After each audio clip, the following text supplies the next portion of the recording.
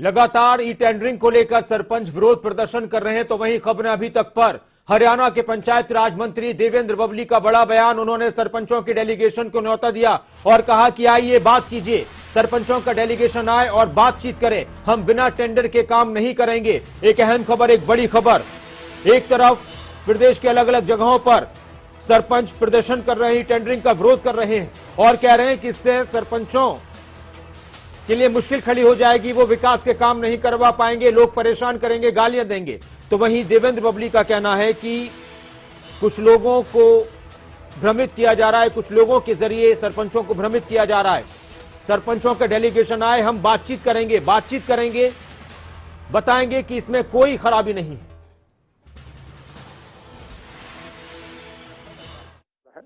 जी, ये फैसला जब हमारी गठबंधन में सरकार बनी, जब मैं मिनिस्टर बना था, उससे पहले ये फैसले हमारे सरकार के द्वारा लिए जा चुके थे। जी सर। उस टाइम ये डिपार्टमेंट दुष्यंत जी के पास ही था। ओके। और राइट टू रिकॉल जो ग्रामवासियों को, भाई अगर कोई जनप्रतिनिधि, भाई 6200 से ज्यादा पंचायतें बनी हैं, ये भी दुष्यंत जी लेकर आए थे। और ये 2 लाख रुपए तक का विदाउट हम टेंडर के काम नहीं करेंगे, क्योंकि अभी भी पिछले जो पंचायतों के चुनाव हुए, पिछली सरकार में जो पंचायतें थी जी, उसमें हजारों ऐसे गांव के गमन के केस, पैसे का दुरुपयोग हुआ। वो हमारे पास आए हुए हैं, हजार। ये नहीं तभी हमारी नई पंचायतें, पढ़ी लिखी युवा पंचायतें बनी, मैं उनका स्वागत करता हूँ, अभिनंदन करता हूँ और उनसे रिक्वेस्ट भी करना चाहूंगा। हम लोगों को प्रदेश हित के लिए कार्य करना है, सबको हम चुने प्रतिनिधि हैं जी। आपकी ड्यूटी अपने गांव के लिए, पंचायतें बनी हैं, पंचों का, अपने वार्ड और सरपंच का, पूरे गांव की जिम्मेवारी बनती है। ब्लॉक समितियों में हमारे जो ब्लॉक समिति के सदस्य साथी बने, हमारे चेयरमैन वाइस चेयरमैन बने हैं जिला लेवल पे, और हमारे जिला के जो चेयरमैन वाइस चेयरमैन और जिला के परिषद के जो सदस्य साथी चुन कराए, पार्षद चुन कराए, सबके बजट भी हमारे अलग अलग है। और पंचायती राज का जो पंचायतों का, समितियों का, जिला परिषद के जो बजट के अलावा एक सरकार का फंड है जो गाँव के डेवलपमेंट के लिए है। उसमें अगर एक बार जो नोटिफिकेशन सरकार ने अब जारी की है, उसको एक बार पढ़ने की मैं अनुरोध करूंगा कि सभी मेरे चुने हुए प्रतिनिधि, हमारी पंचायत के जो भी साथी आए हैं, एक बार आप उसको पढ़ लें। उसमें कहीं भी पावर घटाने का काम, ये पावर 2 लाख का एक गीत गाया जा रहा है।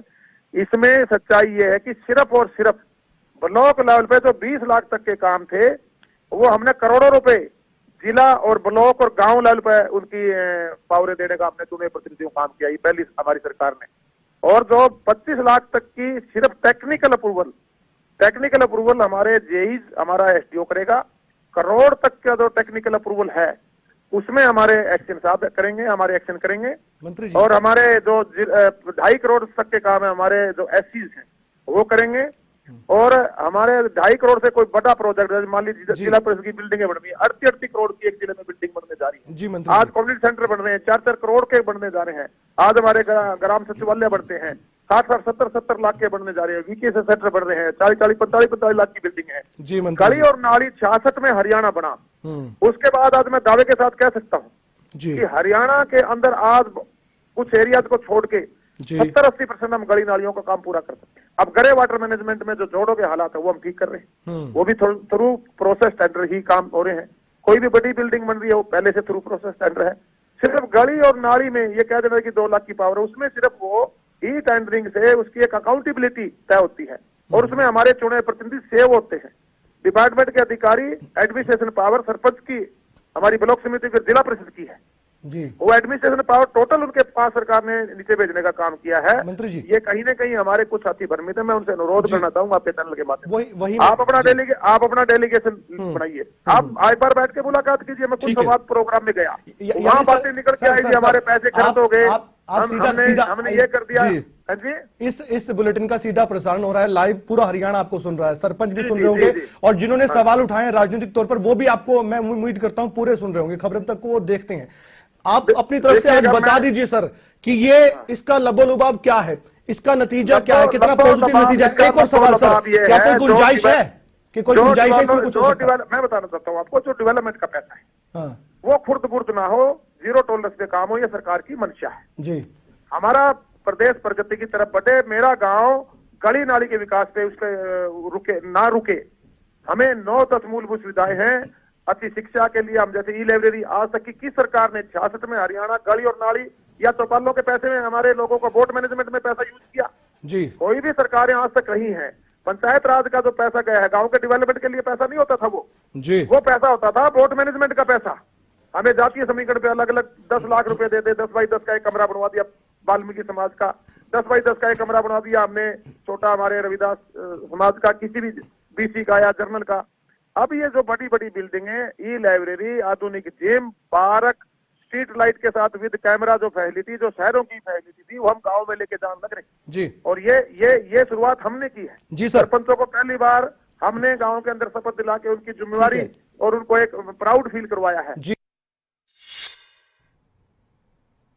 और पंचायती मंत्री देवेंद्र बबली ने अपने विरोधियों पर, विपक्षी पार्टियों पर भी निशाना साधा। अभय चौटाला पर कटाक्ष किया और कहा कि राजनीति चमकाने के लिए कंधा ढूंढते हैं, पहले किसानों का और अब सरपंचों का कंधा ढूंढा है।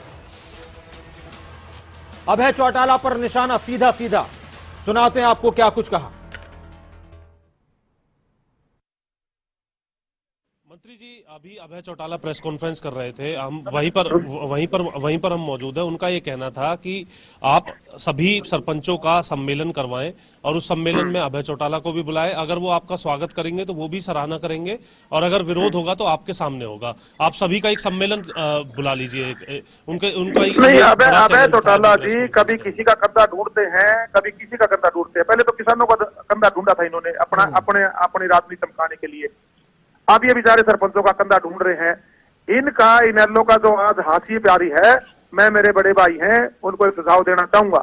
लोगों में अपनी पैठ बनाएं, लोगों की पसंद बने, ये कंधे ढूंढना बंद करें। इस तरह की राजनीति अब हरियाणा सरकार बर्दाश्त करने वाली, हमारे हरियाणा के सरकार में जो लोग हैं, हमारे हरियाणा प्रदेश के जो लोग हैं, वो बर्दाश्त करने वाले नहीं है।